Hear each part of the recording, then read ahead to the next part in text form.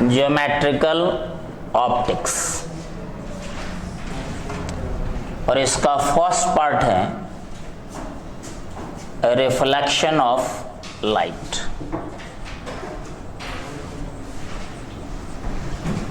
यही टॉपिक हम लोग स्टार्ट कर रहे हैं। ज्योमेट्रिकल ऑप्टिक्स का कौन सा पार्ट? Reflection of light.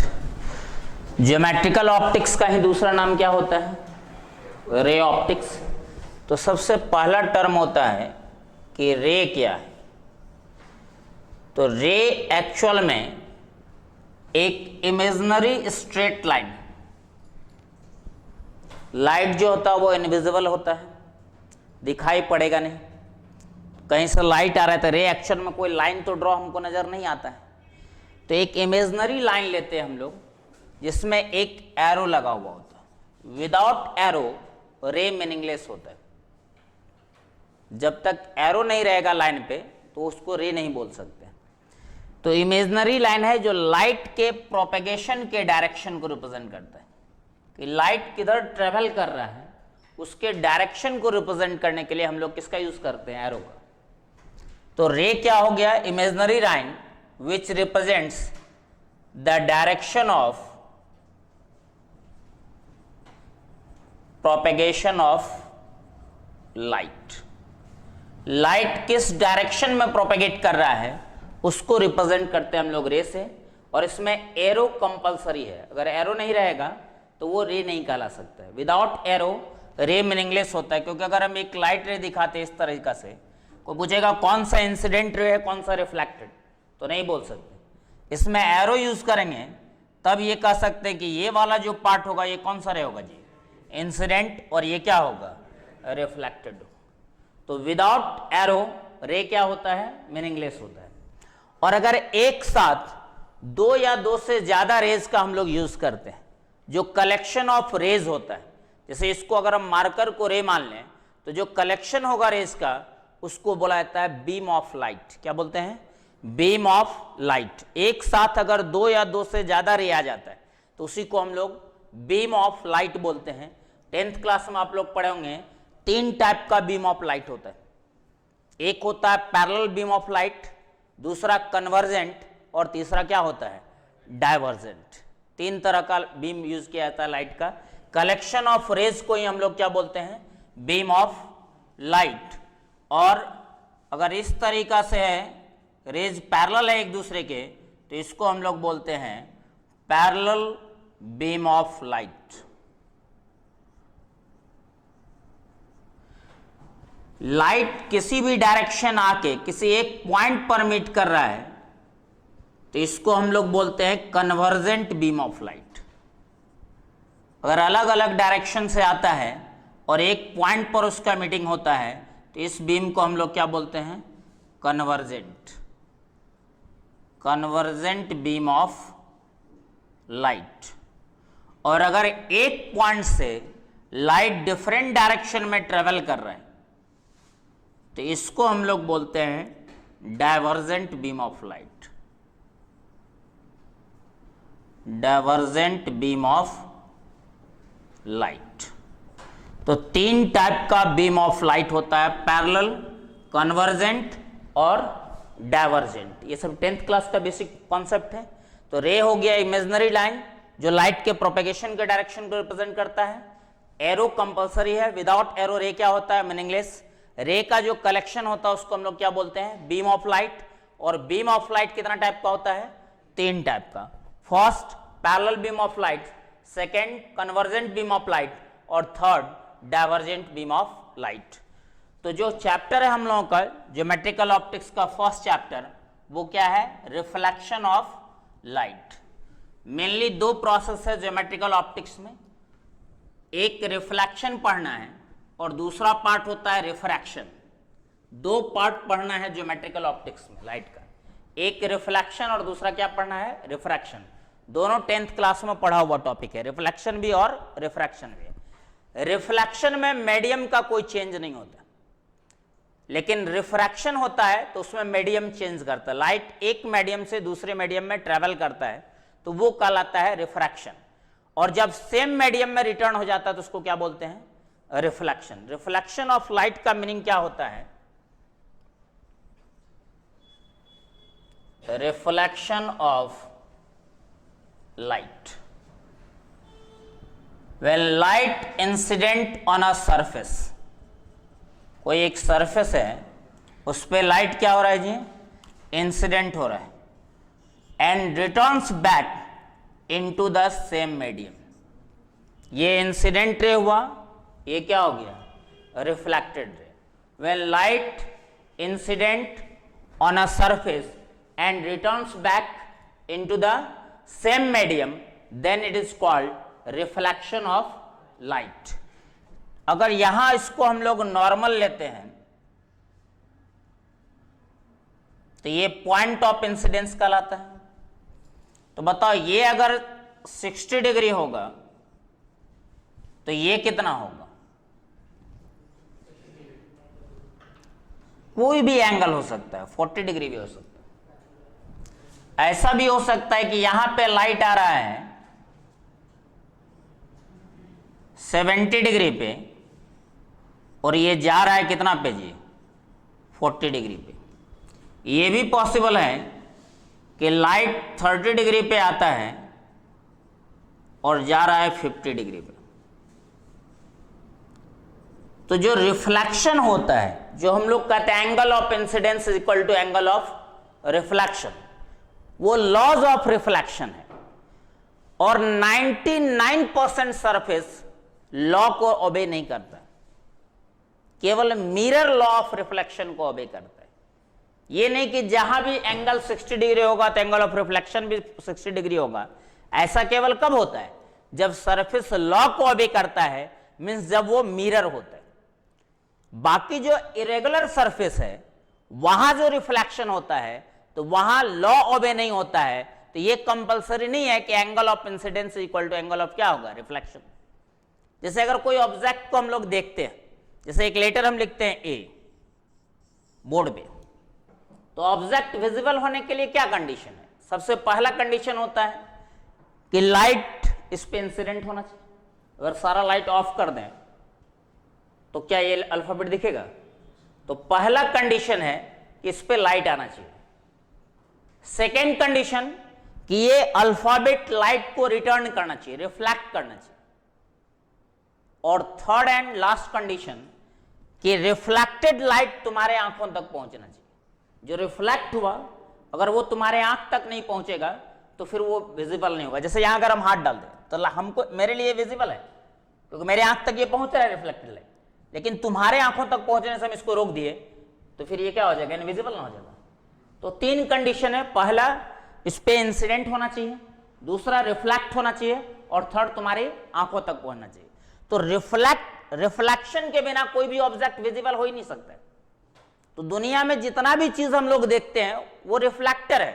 वो बॉडी क्या कर रहा है? लाइट को क्या कर रहा है? रिफ्लेक्ट कर रहा है, तभी वो विजिबल है। लेकिन रिफ्लेक्ट कर रहा है तो इसका मतलब ये नहीं हुआ कि लॉ ऑफ रिफ्लेक्शन को वो ओबे कर रहा है। दोनों अलग अलग चीज है। रिफ्लेक्ट करना और लॉ को ओबे करना दोनों बिल्कुल ही अलग है। रिफ्लेक्ट करेगा तो बॉडी विजिबल होगा, बॉडी तुमको नजर आएगा, और अगर लॉ को ओबे करेगा तो फिर इसमें हमको अपना इमेज नजर आ जाएगा। मिरर इमेज बनाता ना, तो according to laws of reflection होता है तो वो मिरर बन जाता है, उसमें हमको अपना क्या नजर आता है? इमेज। तो जितना भी बॉडी तुमको नजर आ रहा है अपने आसपास चारों तरफ, वो लाइट को रिफ्लेक्ट जरूर करता है लेकिन अकॉर्डिंग टू लॉ रिफ्लेक्ट नहीं करता है। और उस सिचुएशन में एंगल ऑफ इंसिडेंस और एंगल ऑफ रिफ्लेक्शन डिफर कर सकता है। तो मैक्सिमम जगहों पर लॉ ऑफ रिफ्लेक्शन का जो होता है वो ओबे नहीं होता है। सिर्फ और सिर्फ मिरर में लॉ ऑफ रिफ्लेक्शन ओबे होता है, जहां हम लोग कहते हैं angle of incidence is equal to angle of reflection. हमारी बात ना, तो ये जो कॉन्सेप्ट है कि कहीं 60 डिग्री एंगल है तो ये भी एंगल 60 डिग्री है, ये बिल्कुल रॉन्ग कॉन्सेप्ट है। वो केवल कब एप्लीकेबल होगा? जब सरफेस हाईली पॉलिश्ड रहेगा और लॉ ऑफ रिफ्लेक्शन को क्या करेगा? ओबे करेगा, तब एंगल ऑफ इंसिडेंस और एंगल ऑफ रिफ्लेक्शन दोनों सेम होता है। अभी हम लोग लॉ नहीं पढ़ रहे हैं, केवल क्या पढ़ रहे हैं? रिफ्लेक्शन। रिफ्लेक्शन का मतलब होता है कि लाइट अगर किसी सरफेस पे इंसिडेंट हुआ और इंसिडेंट होके सेम मीडियम में रिटर्न हो गया, जिस मीडियम में इंसिडेंट रे था उसी मीडियम में अगर रिफ्लेक्टेड रे आ गया तो उसी को हम लोग क्या बोलते हैं, रिफ्लेक्शन ऑफ लाइट। और अगर मीडियम चेंज नहीं करता है तो पिछले लेक्चर में तुम लोगों को बताए थे, ना तो लाइट का स्पीड बदलेगा, ना तो वेवलेंथ बदलेगा, और ना तो फ्रीक्वेंसी बदलेगा। स्पीड और वेवलेंथ मीडियम पे डिपेंड करता है। यहां मीडियम चेंज हो रहा है रिफ्लेक्शन में, तो मीडियम चेंज नहीं हो रहा है तो क्या स्पीड और वेवलेंथ बदलेगा? और फ्रीक्वेंसी को तो मीडियम पर भी डिपेंड नहीं करता, वो सोर्स पे डिपेंड करता है। तो लाइट जिस सोर्स से आया वही लाइट ना रिटर्न हो रहा है, सोर्स तो नहीं बदला इसमें। तो इसका मतलब ना तो स्पीड बदलेगा, ना वेलोसिटी बदलेगा, सॉरी स्पीड बदलेगा, ना फ्रीक्वेंसी और ना वेवलेंथ बदलेगा। अगर इंसिडेंट रे का स्पीड भी वेवलेंथ लैम्डा फ्रीक्वेंसी एफ हो, कहेगा रिफ्लेक्टेड रे का क्या होगा, तो same speed same wavelength same frequency, तीनों में से कुछ नहीं बदलता है। समझ मारी बात? हाँ, amount of light generally decrease करता है, जिसको हम लोग इंटेंसिटी बोलते हैं। क्या बोलते हैं? इंटेंसिटी। जब लाइट का रिफ्लेक्शन होता है तो इंटेंसिटी जो होता है वो घट जाता है। रिफ्लेक्टेड लाइट का अमाउंट कम होता है इंसिडेंट लाइट के अकॉर्डिंग। क्योंकि इसको कैसे, इसको प्रैक्टिकली तुम समझ सकते हो। जैसे एक आदमी रूम में, मान लो कि अंधेरा रूम है, डार्क रूम में खड़ा है, एक मिरर लगा हुआ है, प्लेन मिरर। एक बार टॉर्च से लाइट डालो आदमी के ऊपर डायरेक्ट, तब वो ज्यादा क्लियर दिखेगा कि एक बार मिरर पर लाइट डालो वही टॉर्च से, मिरर तो रिफ्लेक्ट करेगा लाइट, और वो लाइट रिफ्लेक्ट होकर आदमी पर पड़ रहा है, तब वो आदमी दिखेगा। तो ज्यादा क्लियरली कब दिखेगा? जब टॉर्च से डायरेक्ट देखा जाएगा आदमी को, या मिरर से रिफ्लेक्ट करा के लाइट डाला जाएगा तब। तो डायरेक्ट देखेंगे तो ज्यादा क्लियर दिखता है, रिफ्लेक्ट होने पर वही लाइट का अमाउंट क्या हो गया, डिक्रीज कर गया, मीन्स इंटेंसिटी डिक्रीज कर जाता है। तो स्पीड, वेवलेंथ और फ्रीक्वेंसी अनचेंज रहता है जब लाइट का रिफ्लेक्शन होता है। डिक्रीज क्या करता है? Intensity of light. और एक बेसिक कॉन्सेप्ट तुम लोगों को बताए थे कि intensity of light is directly proportional to square of amplitude. तो अगर इंसिडेंट रे के लिए ये एम्पलीट्यूड होगा तो बताओ रिफ्लेक्टेड रे के लिए क्या होगा, एम्पलीट्यूड ज्यादा या कम होगा? कहेगा दोनों में से बताओ कौन सा इंसिडेंट रे का रिप्रेजेंट कर रहा है, कौन रिफ्लेक्टेड रे के लिए, तो कौन सा बोलेंगे? पहला वाला कौन सा रे और दूसरा वाला, क्योंकि एम्पलीट्यूड डिक्रीज करने का मतलब होता है कि इंटेंसिटी क्या हुआ, डिक्रीज कर गया। तो लाइट का जब रिफ्लेक्शन होता है तो स्पीड, वेवलेंथ और फ्रीक्वेंसी ये तीनों में कोई चेंज नहीं होता है, लेकिन इंटेंसिटी डिक्रीज करता है। और इंटेंसिटी डिक्रीज करने का मतलब कि रिफ्लेक्टेड लाइट का क्या डिक्रीज कर जाएगा, एम्पलीट्यूड डिक्रीज करेगा, because intensity is directly proportional to the square of amplitude. ये पिछले क्लास में पढ़ाए थे ना बेसिक कॉन्सेप्ट में। अब आते हैं हम लोग, ये तो रिफ्लेक्शन प्रोसेस हुआ, लॉज ऑफ रिफ्लेक्शन जो तुम लोग 10th क्लास में पढ़े हुए हो। लॉ चेंज नहीं होता है, कोई भी लॉ जो 9th 10th में पढ़ते हो तो क्लास चेंज करने से लॉ चेंज नहीं करता, उसको पढ़ने का तरीका में बदलाव होता है। तो laws of reflection of light, laws of reflection of light, तो इसको देखोगे generally mirror law of reflection को अभी करता है।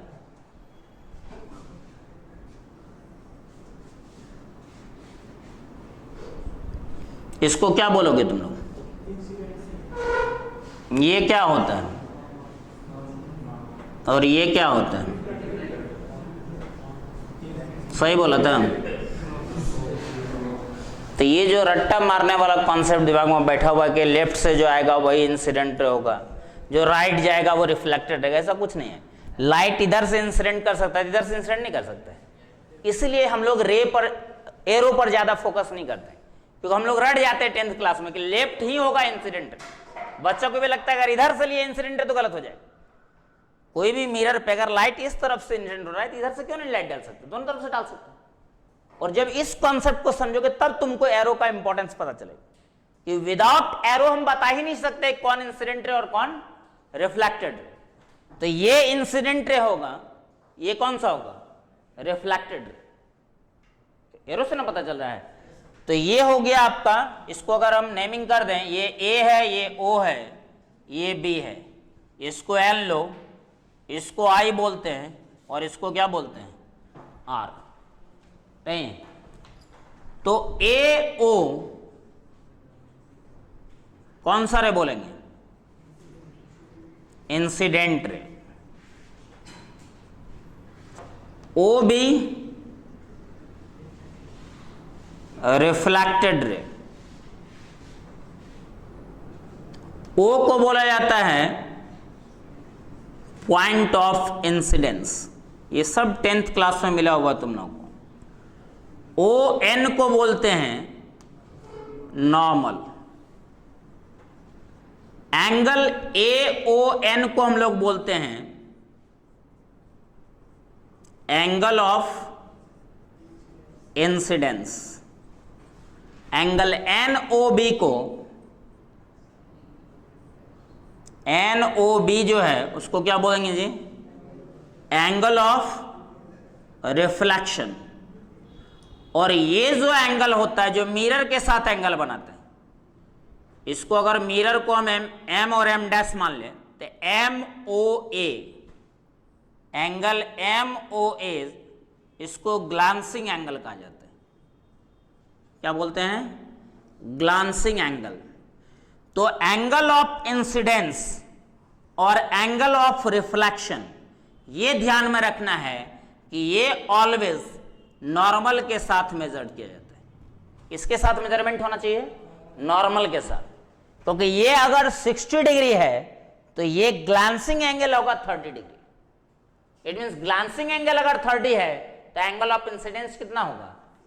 60 डिग्री। टोटल 19 होता है, नॉर्मल है तो ये ध्यान रखना है कि ये एंगल जो मिरर के साथ है उसको हम लोग ग्लांसिंग एंगल बोलते हैं, और ये जो होता है ये एंगल ऑफ इंसिडेंस, ये एंगल ऑफ रिफ्लेक्शन।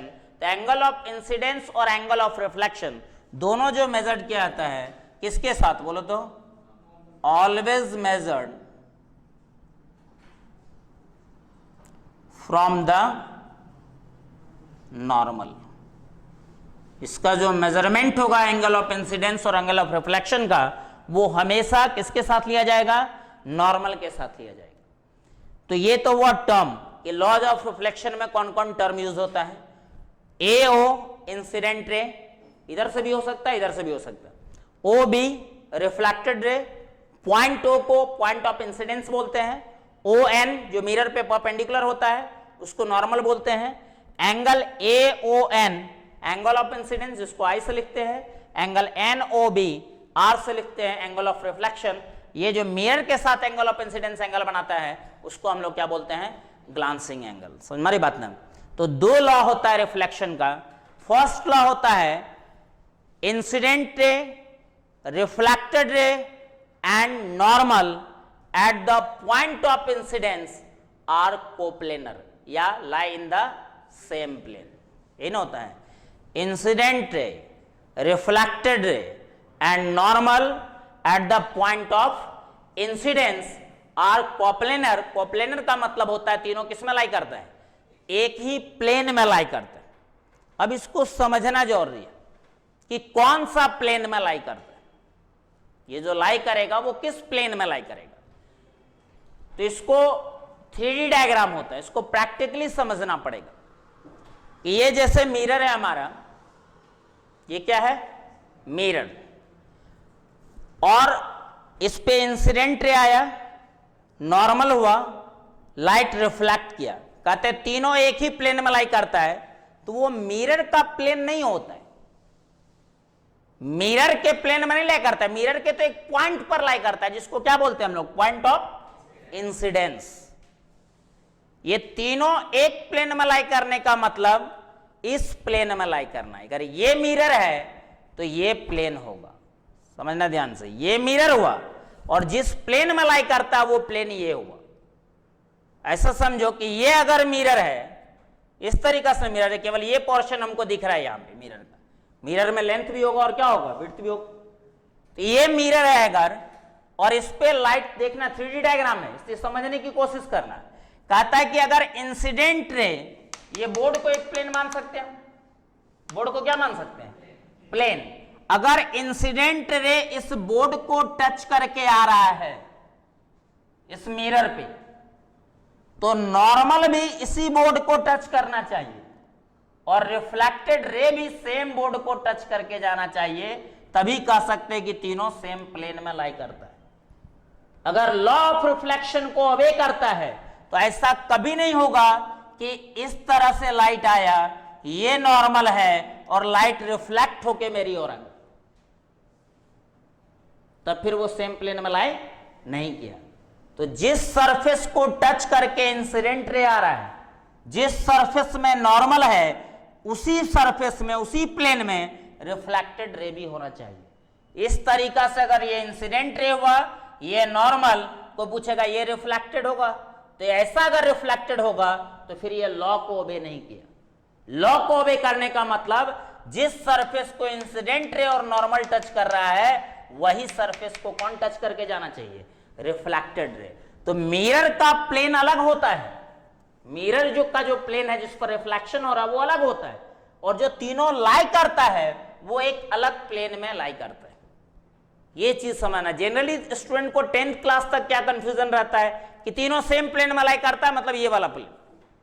तो ये प्लेन मिरर का प्लेन है, और जिसमें इंसिडेंट रे, रिफ्लेक्टेड रे और नॉर्मल होता है वो अलग प्लेन होता है, वो सेम प्लेन मिरर का प्लेन नहीं होता है। अब इसमें देखो नॉर्मल मानने का भी तरीका है। जनरली हम लोग जो फिजिक्स में कोऑर्डिनेट यूज करते हैं वो एक्स, वाई और जेड कोऑर्डिनेट यूज करते हैं, एक्स, वाई और जेड। तो एक्स, वाई, जेड अगर हम कोऑर्डिनेट यूज करते हैं तो समझना ध्यान से, अब थोड़ा सा लेवल बढ़ेगा यहां से 10th का। तो अगर हम इसको एक्स मान लेते हैं और इस लाइन को जेड मान लेते हैं और ये परपेंडिकुलर क्या मान लेते हैं जी, वाई, सबके बीच एंगल कितना बनेगा। तो मिरर जो अगर ये बुक है तो ये किस प्लेन में लाई कर रहा है, एक्स जेड प्लेन में। कौन सा प्लेन में, तो इसका जो नॉर्मल होगा वो किस में होगा, नॉर्मल जो होगा वो किस डायरेक्शन में होगा। नॉर्मल एक डायरेक्शन में होता है, परपेंडिकुलर लाइन कौन सा डायरेक्शन में होगा, वाई डायरेक्शन। अगर मिरर एक्सजेड प्लेन में है तो उसका नॉर्मल किस डायरेक्शन में होगा, वाई डायरेक्शन में। अगर मिरर इस तरीका से देखो, ये वाई हो गया और ये क्या हो गया, जेड। वाईजेड प्लेन में अगर मिरर होगा तो क्या होगा बोलो, एक्स डायरेक्शन में होगा। समझ मारी बात ना। और अगर एक्सजेड प्लेन में मिरर है इस तरीका से, ये मिरर है, ये एक्स है और ये क्या है, ये वाई। एक्स वाई प्लेन में मिरर है तो नॉर्मल किधर होगा, जेड में। मतलब जिस दो एक्सिस से मिरर का प्लेन का फॉर्मेशन होगा, जो थर्ड एक्सिस होता है वही उसका क्या कहलाता है, नॉर्मल। तो नॉर्मल लेने का तरीका यही है। X Y plane means normal Z direction में, जिसको वेक्टर में के बोलते हैं। वाई जेड प्लेन नॉर्मल किस डायरेक्शन में, एक्स डायरेक्शन, जिसको आई कैप से लिखते हैं। और एक्स जेड प्लेन तो कौन सा डायरेक्शन होगा, वाई डायरेक्शन, जिसको किससे लिखते हैं हम लोग, जे कैप से लिखते हैं। तो नॉर्मल जो होता है, जिस दो एक्सिस से मिरर का प्लेन फॉर्म्ड हुआ है, जो थर्ड एक्सिस होगा वही मिरर का क्या कहलाएगा, नॉर्मल कहलाएगा। समझ मारी बात ना। हाँ, अब ये भी हो सकता है जैसे एक्सजेड प्लेन में मिरर है तो अब वो पॉजिटिव वाई भी मिरर हो सकता है और निगेटिव वाई भी हो सकता है। मिरर पलट दोगे इधर भी तो नॉर्मल हो सकता है ना, तो प्लस जे भी हो सकता है और माइनस जे भी हो सकता है। क्योंकि अगर इस तरीका से मिरर बना हुआ है एक्सजेड प्लेन में तो किस डायरेक्शन में होगा, जे डायरेक्शन में, जे। और मिरर को अगर इस तरीका से बना दो, अपर सरफेस सिल्वर्ड है तो नीचे से अगर रिफ्लेक्शन हो रहा है तो इसका क्या हो जाएगा बोलो, तो ये भी एक्सजेड प्लेन है, तब इसको क्या लिखोगे, माइनस जे डायरेक्शन। तो प्लस में भी हो सकता है और माइनस में भी हो सकता है। तो पहला जो लॉ है रिफ्लेक्शन का कि इंसिडेंट रे, रिफ्लेक्टेड रे और नॉर्मल तीनों एक ही प्लेन में लाई करता है, और वो प्लेन मिरर का प्लेन से क्या होता है, सेम होता है या अलग होता है। मिरर का प्लेन अलग होगा और जो इंसिडेंट रे, रिफ्लेक्टेड रे और नॉर्मल है वो अलग प्लेन में लाई करता है। मिरर का केवल पॉइंट यूज होता है और उस पॉइंट को हम लोग क्या बोलते हैं, पॉइंट ऑफ इंसिडेंस। तो अगर मिरर का प्लेन पता हो तो नॉर्मल इजीली हम लोग पता चल सकता है कि नहीं? अगर मिरर का प्लेन दिया वो एक्स वाई प्लेन है तो नॉर्मल पता चल जाएगा कि नहीं चल जाएगा? तो कौन सा प्लेन होगा? जेड डायरेक्शन होगा नॉर्मल नहीं। और एक्स को आई कैप बोलते हैं फिजिक्स में, वाई को जे कैप, जेड को क्या बोलते हैं? के कैप। और दूसरा आप लोग जानते हैं, पहला लॉ समझ में आ गया। सेकेंड लॉ क्या होता है? पढ़ा हुआ तो दोनों लॉ टेंस है कि angle of incidence is equal to क्या होता है जी? Angle of reflection. Angle of incidence जो होगा वो किसके इक्वल होगा? एंगल ऑफ रिफ्लेक्शन के। और एंगल ऑफ इंसिडेंस और एंगल ऑफ रिफ्लेक्शन का जो मेजरमेंट होता है वो किसके साथ होता है? नॉर्मल के साथ। ग्लांसिंग एंगल मिरर के साथ लिया जाता है और एंगल ऑफ इंसिडेंस और एंगल ऑफ रिफ्लेक्शन किसके साथ लिया जाता है? नॉर्मल के साथ लिया जाता है। समझ बात ना? और दोनों एंगल का वैल्यू क्या होगा? इक्वल होगा। अगर क्या होगा? आओ हाँ हाँ बोलो। जब रे आता है सर, लाइट आता है, रिफ्लेक्ट करता है, उसका इंटेंसिटी कम क्यों हो जाता है सर? एब्जॉर्प्शन होता है, कुछ मॉलिक्यूल एब्जॉर्ब कर लेता है मिरर का, ठीक है, कुछ एनर्जी क्या कर लेता है? एब्जॉर्ब कर लेता है। परफेक्टली रिफ्लेक्टिंग बॉडी नहीं होता है। समझ हमारी बात ना? इसलिए कुछ इंटेंसिटी का जो वैल्यू होता है वो क्या होता है? डिक्रीज कर जाता है। हो गया?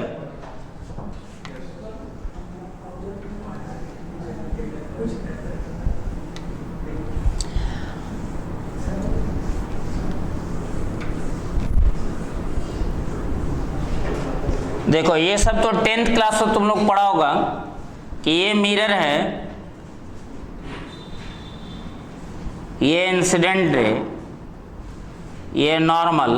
तो अगर ये एंगल 60 तो जाएगा भी कितना भी। अगर मिरर की बात कर रहे हैं जो लॉ ऑफ रिफ्लेक्शन को ओबे कर रहा है, तब angle of incidence angle of reflection क्या होता है? सेम। अगर एंगल ऑफ इंसिडेंस 60 तो एंगल ऑफ रिफ्लेक्शन भी क्या होगा? अब ध्यान दो, अगर ये 60 ना देके अगर तुमको ग्लांसिंग एंगल दे दे कि ये 40 डिग्री है, क्या बताओ एंगल ऑफ इंसिडेंस और एंगल ऑफ रिफ्लेक्शन कितना होगा? क्या 40 होगा? एंगल किसके साथ लोगे? नॉर्मल के साथ ना। तो ये 40 नॉर्मल है तो 90 डिग्री, तो ये कितना लोगे? 60 50 ना जी, 50 डिग्री। कितना डिग्री? 50 डिग्री। और अगर इस इंसिडेंट रे को नॉर्मल के क्लोज ले जाएंगे तो बताओ एंगल ऑफ इंसिडेंस इंक्रीज करेगा कि डिक्रीज करेगा? क्या करेगा? डिक्रीज करेगा। एंगल नॉर्मल के साथ ना लेते हैं तो जो परपेंडिकुलर रे होता है उसके लिए एंगल ऑफ इंसिडेंस क्या होगा? ये नॉर्मल है तो नॉर्मल के साथ एंगल लेना है तो कितना डिग्री होगा? 0। तो एंगल ऑफ रिफ्लेक्शन भी क्या होगा? 0 होगा। अगर रे परपेंडिकुलर है तो angle of incidence angle of reflection 0 होगा। और जिसको लगता है 90 है वो एक्चुअल में ग्लांसिंग एंगल है। कौन 90 डिग्री होता है जी? मिरर के साथ जो एंगल होता है उसको क्या बोलते हैं? Glancing angle. Angle of incidence और एंगल ऑफ रिफ्लेक्शन का वैल्यू अगर लाइट परपेंडिकुलर आ रहा है तो क्या होगा? 0 होगा। और सेम पाथ पे रिटर्न हो जाता है लाइट। परपेंडिकुलर लाइट जब मिरर पे आता है तो वो सेम पाथ पे क्या हो जाता है? रिटर्न हो जाता है। जैसे अगर हम लोग बात करें, तुम लोग 10th के क्लास में अभी तो हम लोग पढ़ नहीं रहे कॉनकेव कॉन्वेक्स। स्फेरिकल मिरर अगर रहता है तो स्फेरिकल मिरर है तो इसमें भी सेम कॉन्सेप्ट है। ऐसा नहीं केवल plane mirror angle law of reflection को भी करता है। अगर ये हम लोग ले लेते हैं इंसिडेंट रे तो सबसे पहले नॉर्मल, ये पॉइंट ऑफ इंसिडेंस, नॉर्मल कहां से पास करता है? तो स्फेयर का नॉर्मल, ये टेंजेंट होता है, ये नॉर्मल होता है, ऑलवेज सेंटर से पास करता है। कहां से पास करेगा? सेंटर से जो लाइन पास करता है वो परपेंडिकुलर होता है सरफेस में। तो यहां नॉर्मल ड्रॉ करने के लिए कहेगा तो कहां से पास करेगा? सेंटर ऑफ कर्वेचर से। एंगल ऑफ इंसिडेंस थीटा तो एंगल ऑफ रिफ्लेक्शन भी क्या होगा जी? थीटा होगा। और अगर कोई रे सेंटर से पास करने वाला लाइन नॉर्मल होता है, अगर नॉर्मल से ही पास कर जाए तो एंगल ऑफ इंसिडेंस 0 ना हो जाएगा। तो एंगल ऑफ इंसिडेंस इस सिचुएशन में क्या होगा? ये अगर सेंटर ऑफ कर्वेचर है और लाइट यहीं से पास कर रहा है तो नॉर्मल के अलोंग जब लाइट इंसिडेंट होगा तो एंगल ऑफ इंसिडेंस क्या होगा? 0। तो एंगल ऑफ रिफ्लेक्शन भी क्या होगा? 0। तो सेम पाथ पर क्या हो जाता है? रिटर्न हो जाता है। तो ये प्लेन मिरर के लिए भी एप्लीकेबल है, कॉनकेव के लिए भी एप्लीकेबल है और कॉन्वेक्स के लिए भी एप्लीकेबल है कि angle of incidence is equal to angle of reflection. और angle of incidence angle of reflection हमेशा कहां से आया जाता है? नॉर्मल से। और स्फेरिकल मिरर में नॉर्मल हमेशा पास करता है सेंटर ऑफ कर्वेचर से। अगर पूरा स्फीयर होगा तो सेंटर कहलाता है, और स्फीयर का एक पार्ट होता है तो उसी को हम लोग बोलते हैं centre of curvature. Complete sphere होता है तब क्या इसको बोलते हैं हम लोग? सेंटर।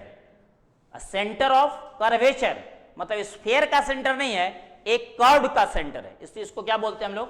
Centre of curvature. जब इसमें पहुंचेंगे तो हर एक पॉइंट पर डिस्कशन होगा कि पोल क्या होता है, radius of curvature, centre of curvature, ये सब नाम पहले भी सुने हो, ये फिर यहां पर पढ़ना भी है। तो अभी हम लोग पढ़े हैं लॉज ऑफ रिफ्लेक्शन। कितना लॉ होता है लाइट के रिफ्लेक्शन का? 2 लॉ। पहला लॉ क्या होता है? इंसिडेंट रे, रिफ्लेक्टेड रे और नॉर्मल तीनों एक ही प्लेन में लाई करते हैं। और दूसरा लॉ कि angle of incidence is equal to angle of reflection, और दोनों का मेजरमेंट किससे करना है? नॉर्मल से करना है। अगर मिरर एक्स वाई प्लेन में है तो नॉर्मल का डायरेक्शन क्या होगा? Z direction. अगर नॉर्मल वाई जेड प्लेन में है तो मिरर का डायरेक्शन क्या होगा? नॉर्मल का डायरेक्शन एक्स डायरेक्शन। और अगर वाई जेड प्लेन में है तो क्या होगा? X direction. तो नॉर्मल डायरेक्शन लेना आता है ना। तो ये जो अभी हम लोग पढ़े हैं ये 100% 10th का कॉन्सेप्ट है, जो 10th में आप पढ़ चुके हैं। अब इसी को थोड़ा सा लेवल अप करते हैं हम लोग, कि इसी को हम लोग वेक्टर फॉर्म में पढ़ते हैं। जैसे ही वेक्टर फॉर्म में इंट्रोड्यूस करेंगे तो फिर ये 12th का लेवल आ जाएगा, क्योंकि 9th 10th क्लास तक वेक्टर का तो कोई कंपोनेंट यूनिट वेक्टर हम लोगों को पढ़ना नहीं था, वो 11th में पढ़ना। तो अब इसको हम वेक्टर फॉर्म में लिखने जा रहे हैं। ये आपका 12th का ओरिजिनल लेवल आ गया, या कंपटीशन का जो लेवल हम लोग बोलते हैं, कि वेक्टर फॉर्म में कैसे लिखते हैं। समझना ध्यान से।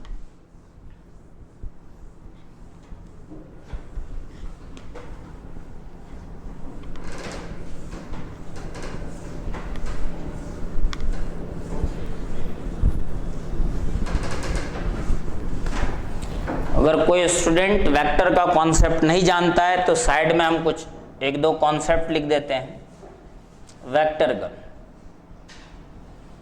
कि पहला कि तुमको कंपोनेंट तोड़ने के लिए आना चाहिए। ये x है, ये y है। x को i कैप बोलते हैं, y को j कैप बोलते हैं। अगर कोई वेक्टर r गिवन हो, एंगल थीटा, तो जिसके साथ थीटा होता है उधर कंपोनेंट क्या होता है? r cos theta. और जिसके साथ थीटा नहीं है उधर क्या लिखते हैं? r sin theta. आगे रहेगा तो प्लस लिखेंगे, पीछे रहेगा तो क्या लिखते हैं? माइनस। ऊपर रहेगा तो पॉजिटिव, नीचे रहेगा तो क्या लिखोगे? और x कंपोनेंट को rx से लिखते हैं, r cos theta, y component को r sin थीटा। जिसके साथ थीटा उधर cos लगाते हैं, जिसके साथ थीटा नहीं होता उधर क्या लगाते हैं? sin। पता ये चीज। दूसरा कि अगर कोई वेक्टर आपको दिया हुआ है कंपोनेंट फॉर्म में, मैक्सिमम कितना कंपोनेंट हो सकता है? 3 कंपोनेंट नहीं हो सकता है? X Y Z maximum 3 components होते हैं। कहेगा इसका मैग्नीट्यूड बताओ, तो आर का मैग्नीट्यूड होता है, विदाउट एरो लिखा जाता है, under root R X square plus R Y square plus R Z square. समझ मारी बात? R X square plus R Y square plus R Z square. और अगर यूनिट वेक्टर ऑफ आर पूछेगा, डायरेक्शन, डायरेक्शन को ही फिजिक्स में क्या बोलते हैं? डायरेक्शन ऑफ आर का मीनिंग होता है यूनिट वेक्टर ऑफ आर। किसी भी वेक्टर का अगर यूनिट वेक्टर निकालना है तो यूनिट वेक्टर में एरो की जगह क्या यूज करते हैं? कैप। तो उस वेक्टर में उसके मैग्नीट्यूड से अगर डिवाइड कर दोगे तो वही कहलाता है यूनिट वेक्टर। वही क्या कहलाता है? और यूनिट वेक्टर का मैग्नीट्यूड ऑलवेज कितना होता है? 1। यूनिट वेक्टर का मैग्नीट्यूड कितना होता है जी? 1 होता है। तो अगर किसी वेक्टर का यूनिट वेक्टर पूछे, मीन्स डायरेक्शन पूछे, जैसे a is equal to 2 metre due east, सब पढ़ा हुआ है वेक्टर में, तो वेक्टर a का मैग्नीट्यूड विदाउट एरो क्या होगा? 2 मीटर। और यूनिट वेक्टर पूछेगा a का, तो वेक्टर a में उसके मैग्नीट्यूड से डिवाइड कर दो तो 2 मीटर कैंसिल हो जाएगा, 1 टाइम है ना, और केवल क्या बच जाएगा, डायरेक्शन, ड्यू ईस्ट। पढ़ा हुआ है कि नहीं? तो यूनिट वेक्टर में कैप का यूज होता है और इसका मैग्नीट्यूड ऑलवेज 1 होता है। अगर किसी वेक्टर का यूनिट वेक्टर निकालना है तो आप उसके मैग्नीट्यूड से डिवाइड कर दीजिए, और मैग्नीट्यूड निकालने का तरीका होता है under root R X square plus R Y square plus R Z square, अगर वेक्टर कंपोनेंट फॉर्म है। किस फॉर्म में है? कंपोनेंट। कहेगा सर 3 कंपोनेंट नहीं रहा, 2 कंपोनेंट रहा, तो under root R X square plus R Y square, या एक्स वाला 0 है तो under root R Y square plus R Z square. कोई कंपोनेंट अगर नहीं है इट मीन्स वो कंपोनेंट कितना है जी? 0 है। तो ये कॉन्सेप्ट तुमको पता होना चाहिए, और इसको हम लोग कनेक्ट कर रहे हैं रिफ्लेक्शन ऑफ लाइट से। कोई दिक्कत तुम लोगों को समझ में आ रहा है ये चीज ना? ये वेक्टर का रिवीजन है ना, पढ़ रहे हैं रिफ्लेक्शन ऑफ लाइट ही, बस उसको किस फॉर्म में कन्वर्ट करने जा रहे हैं? वेक्टर फॉर्म में। तो ध्यान से देखना,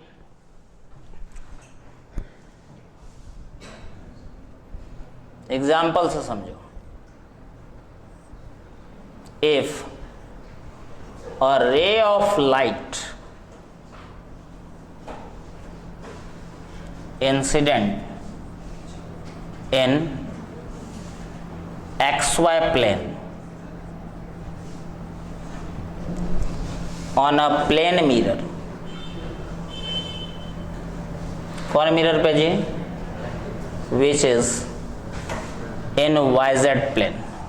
देखो xy प्लेन में इंसिडेंट रे है, और ये किस में? मिरर किस में है जी? yz plane.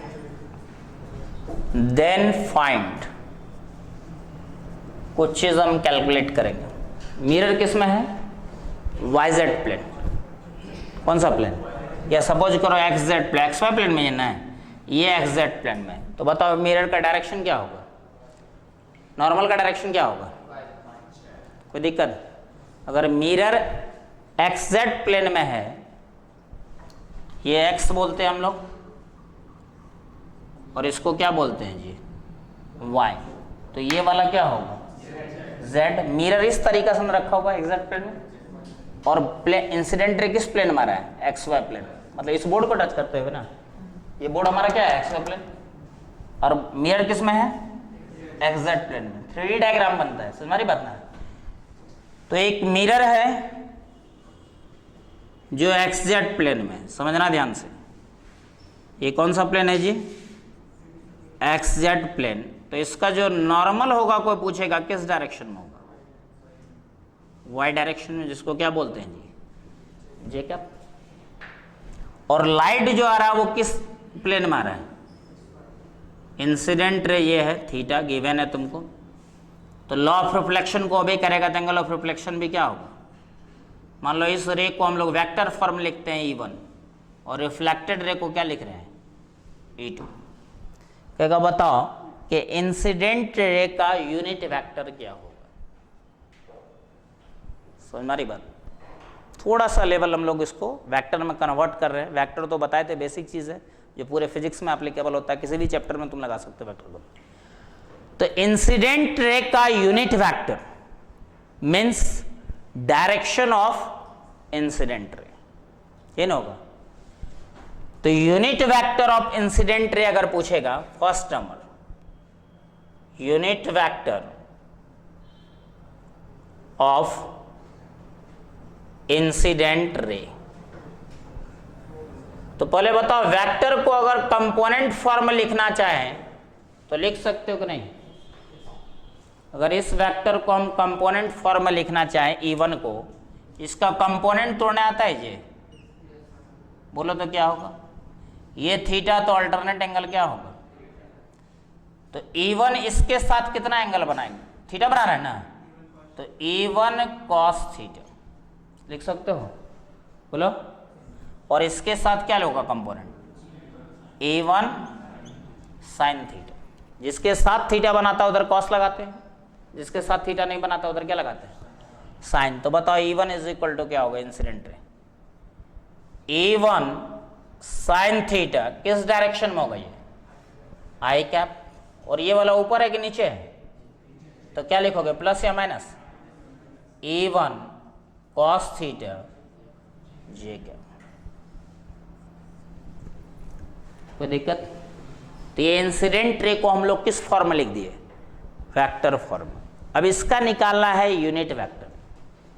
तो E1 का यूनिट वेक्टर अगर पूछेगा तो वेक्टर E1 में होगा ना जी, वेक्टर E1 में उसके मैग्नीट्यूड से क्या करना पड़ेगा? डिवाइड करना पड़ेगा विदाउट एरो। नहीं होगा तो क्या हो जाएगा बोलो तो? E1 से डिवाइड करोगे तो E1 कैंसिल ना हो जाएगा? नहीं समझ मारी बात?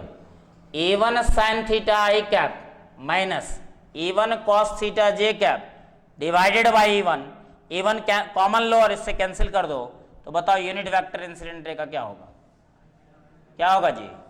Sign theta I cap minus cos theta J cap. Sign theta I cap minus क्या हुआ जी? Cos theta J cap. कोई दिक्कत इसमें? कहेगा यूनिट वेक्टर ऑफ नॉर्मल बताओ क्या होगा बोलो? Unit vector of normal at the point of incidence क्या होगा जी? नॉर्मल का डायरेक्शन। तो नॉर्मल का यूनिट वेक्टर अगर पूछेगा तो डायरेक्ट क्या लिखोगे? J cap. क्यों? मिरर किस प्लेन में है? X Z. तो नॉर्मल क्या होगा? Y direction. वाई डायरेक्शन को फिजिक्स वेक्टर में क्या बोलते हैं हम लोग? जे कैप बोलते हैं। कोई दिक्कत इसमें? अब कहेगा यूनिट वेक्टर रिफ्लेक्टेड रे का बताओ। इस रे का यूनिट वेक्टर बताना, बताओ। Unit vector of reflected ray. तो बताओ पहले E2 को क्या लिखोगे? इसका कंपोनेंट तोड़ने आता है? इसके साथ थीटा है तो इसको क्या बोलोगे? E2 कॉस थीटा, और इसके साथ थीटा नहीं है, कंपोनेंट तोड़ना आता है ना? E2 sine theta. कोई दिक्कत? तो क्या लिख सकते हो E2 को बोलो? E2 is equal to E2 sine theta I direction minus या प्लस E2 कॉस थीटा किस डायरेक्शन में? देखो बहुत इंपॉर्टेंट कंक्लूजन है ऑब्जेक्टिव क्वेश्चन बनाने के लिए। अगर आपको इंसिडेंट रे वेक्टर फॉर्म में गिवन हो, किस फॉर्म में गिवन हो? वेक्टर फॉर्म में गिवन हो, कहेगा वेक्टर फॉर्म में रिफ्लेक्टेड रे बताओ, तो नॉर्मल के अलोंग जो कंपोनेंट होता है वो केवल रिवर्स हो जाता है। देखो एक्स डायरेक्शन में कोई चेंज हुआ है? E1 साइन थीटा डायरेक्शन में ना है साइन थीटा, इधर भी क्या है G2 sine theta, same direction है। तो एक्स कंपोनेंट में चेंज नहीं होता है, केवल कौन सा कंपोनेंट चेंज होता है? Y component. नॉर्मल के अलोंग जो कंपोनेंट है उसका डायरेक्शन रिवर्स हो जाता है। वाई वाला जो है उसको रिवर्स कर दोगे तो तुमको मिल जाएगा कौन सा?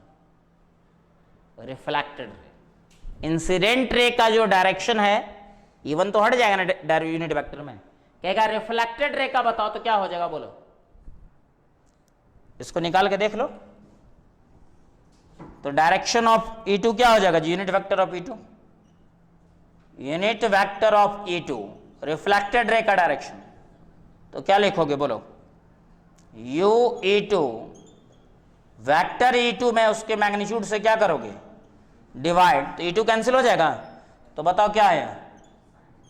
रिफ्लेक्टेड रे का डायरेक्शन। तो sign theta I cap plus cos theta J cap. तो ध्यान से देखो क्या समझ में आया? यहां क्या था? माइनस कॉस थीटा, और यहां क्या हुआ? Plus cos theta. तो केवल आपको कौन सा कंपोनेंट माइनस कर देना रिफ्लेक्टेड में? नॉर्मल वाला कंपोनेंट क्या हो जाता है? रिवर्स हो जाता है। तो जब भी इंसिडेंट रे गिवन हो, इंसिडेंट रे का डायरेक्शन और रिफ्लेक्टेड रे का डायरेक्शन पूछेगा, तो जो नॉर्मल का कंपोनेंट होगा उसको क्या कर देना है? रिवर्स कर देना है। समझ में आ रही बात? कोई दिक्कत इसमें? तो इंसिडेंट रे मालूम होगा तो नॉर्मल का कंपोनेंट क्या कर देना है? रिवर्स कर देना। अब इसको न्यूमेरिकल वैल्यू पर सॉल्व करते हैं। ये तो जनरल तरीका हो गया, जनरल फॉर्मूला हो गया। ये समझ में आ रहा है तुम लोगों को? वेक्टर फॉर्म में कंपोनेंट तोड़ने आता है ना वेक्टर का? तो ये जो आगे रहेगा उसको क्या लोगे, प्लस, जो नीचे रहेगा उसको क्या लोगे, माइनस। यहाँ जो आगे रहेगा उसको प्लस, जो ऊपर रहेगा वो क्या लेंगे, प्लस लेंगे ना। और कंपोनेंट तोड़ने में होता है जिसके साथ थीटा उधर ऑलवेज क्या लेते हैं, कॉस, और जिसके साथ थीटा नहीं होता उधर साइन।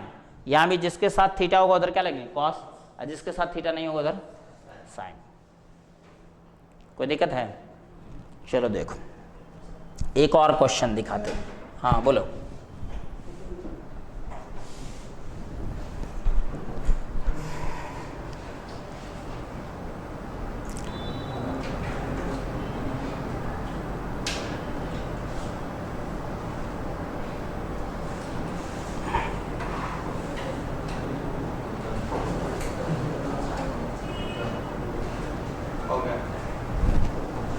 देखो ध्यान से,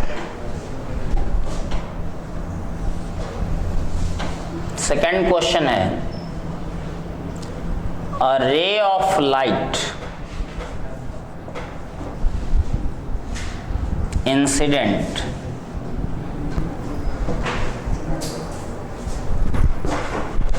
along a vector 6i minus 8k, 6i minus क्या है ये, 8k, एक वेक्टर दिया हुआ तुमको ऑन अ प्लेन मिरर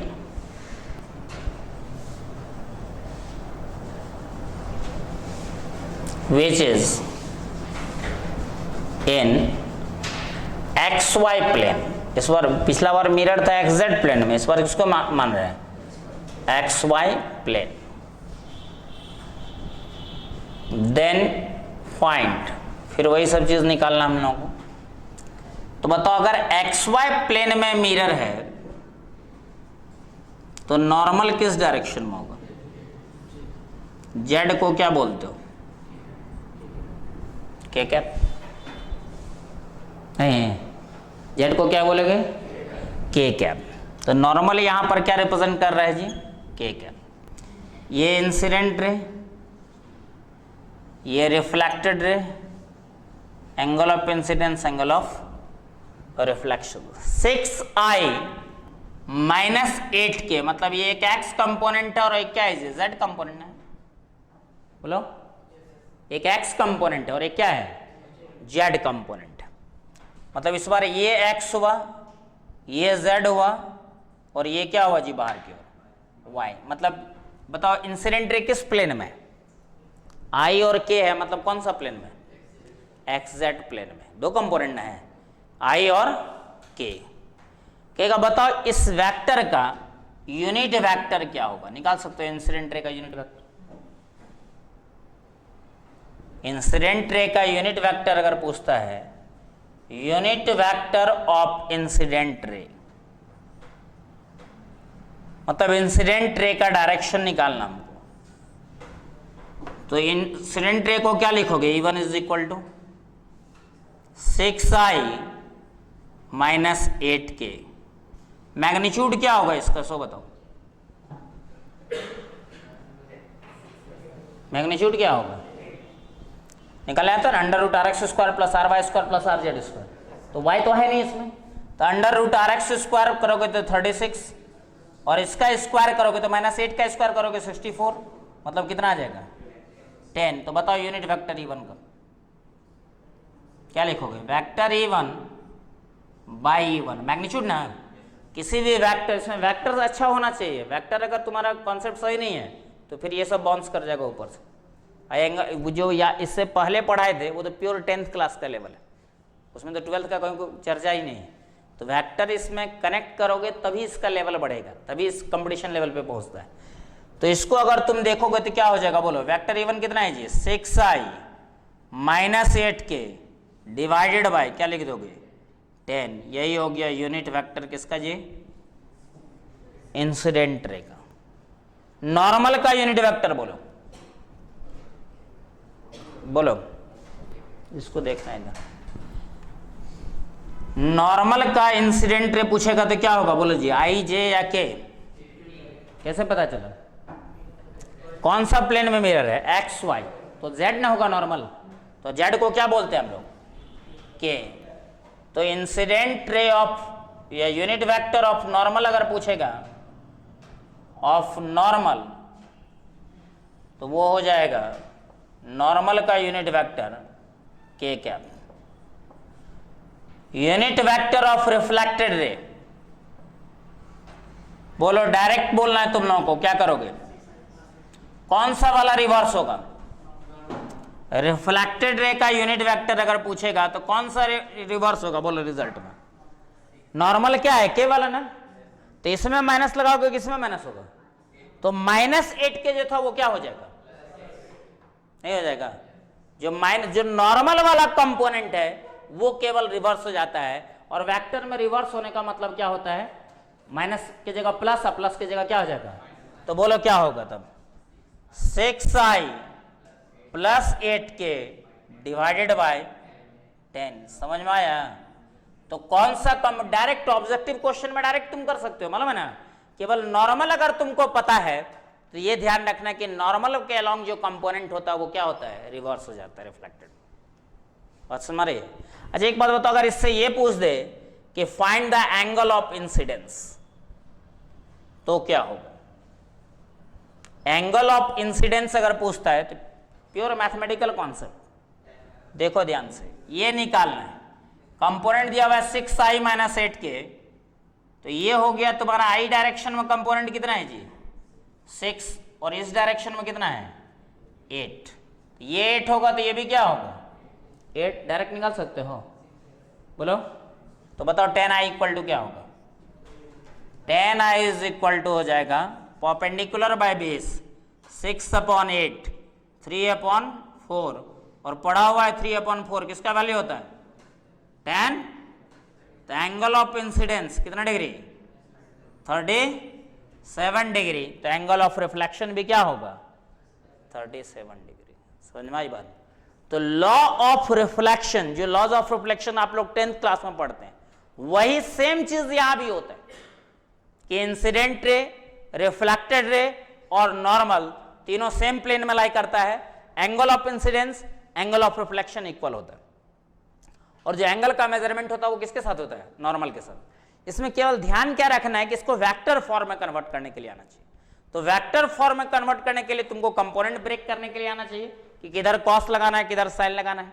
किसको आगे वाला प्लस लेते हैं, पीछे वाला क्या लेते हैं? माइनस। ऊपर वाला प्लस तो नीचे वाला क्या लेते हैं? माइनस लेते हैं। दूसरा चीज कि अगर कोई वेक्टर कंपोनेंट फॉर्म में है, rx, ry, rz, तो उसका मैग्नीट्यूड होता है √rx² + ry² + rz²। Unit vector निकालना है तो उस वेक्टर में उसी के मैग्नीट्यूड से डिवाइड कर दो तो क्या हो जाता है? यूनिट वेक्टर, और उसमें क्या लगता है? कैप। और रिफ्लेक्टेड रे का यूनिट वेक्टर अगर पूछेगा, इंसिडेंट रे देके रिफ्लेक्टेड रे का यूनिट वेक्टर पूछता है, तो जो नॉर्मल होता है वो वाला कंपोनेंट क्या हो जाता है? रिवर्स हो जाता है। नॉर्मल का पता कैसे चलेगा? तो अगर XY प्लेन में मिरर तो Z direction normal, YZ plane mirror तो X direction normal, XZ plane में मिरर है तो Y डायरेक्शन क्या होगा? नॉर्मल होगा। समझ मारी बात ना? तो इस कॉन्सेप्ट का हम लोग यूज करते हैं। तो कहीं भी अगर आपको वेक्टर फॉर्म में इंसिडेंट रे अगर मिलेगा, ये तो नहीं देगा कि 30 डिग्री पर आया, बताओ 30 कितना डिग्री पर रिफ्लेक्ट देगा। ये कंपटीशन में, बोर्ड में 12th में तो नहीं पूछ सकता है कि एंगल ऑफ इंसिडेंस 30 डिग्री, तो बताओ मिरर एंगल ऑफ रिफ्लेक्शन कितना डिग्री होगा। तो मीन इंग्लिश है ये सब चीज़, तो वो सब 10th क्लास में भी नहीं आता है। तो इस टाइप से क्वेश्चन आ सकता है आपको वेक्टर फॉर्म में। और यदि आपका वेक्टर का बेसिक कॉन्सेप्ट सही है, वैसे भी बेसिक फिजिक्स बोला जाता है वेक्टर को, जिसका वेक्टर अच्छा नहीं वो फिजिक्स पढ़ ही नहीं सकता है, तो फिर तुम वेक्टर फॉर्म में इसको कन्वर्ट कर सकते हो। यही चीज़ रिफ्रैक्शन में भी आएगा, वेक्टर फॉर्म में कन्वर्ट होगा। इसके बाद हम लोग अब स्टार्ट करेंगे पूरे रिफ्लेक्शन में केवल और केवल एक ही चीज़ हम लोग को पढ़ना है, मिरर। क्या पढ़ना है? मिरर। सिर्फ एक कॉन्सेप्ट मिरर के बारे में पढ़ना है। मिरर दो टाइप का मेनली होता है, प्लेन और स्फेरिकल। फिर स्फेरिकल का दो टाइप होता है, कॉनकेव और कॉन्वेक्स। मिरर का मेन दो पार्ट होता है, एक प्लेन मिरर और दूसरा क्या होता है? Spherical mirror. और स्फेरिकल मिरर का दो पार्ट होता है, कॉनकेव और कॉन्वेक्स। 3 मिरर का सारा प्रॉपर्टीज तुम पढ़ जाओ, प्लेन मिरर, कॉनकेव मिरर और convex mirror, reflection of light complete हो जाएगा। लेकिन 2-3 क्लास अभी खाली लगेगा हम लोगों को केवल प्लेन मिरर पढ़ने में। ये हम लोगों को सिर्फ नहीं देखना कि इमेज बन गया virtual erect same size of the object behind the, 10th class में इतना ही हम लोग जब नॉर्मली पढ़ते हैं प्लेन मिरर के बारे में कि कैसा इमेज बनता है जी, तो वर्चुअल बनता है, इरेक्ट बनता है, सेम साइज का बनता है, और मिरर के क्या बनता है, बिहाइंड द मिरर पीछे बनता है। तो इस तरीका से ये 4 पॉइंट, लेकिन यहाँ 3 क्लास तक हमको लगता है केवल और केवल हम लोग प्लेन मिरर पर ही डिस्कस करने वाले हैं। फिर उसके बाद कॉन्केव और कॉन्वेक्स पे डिस्कस करेंगे।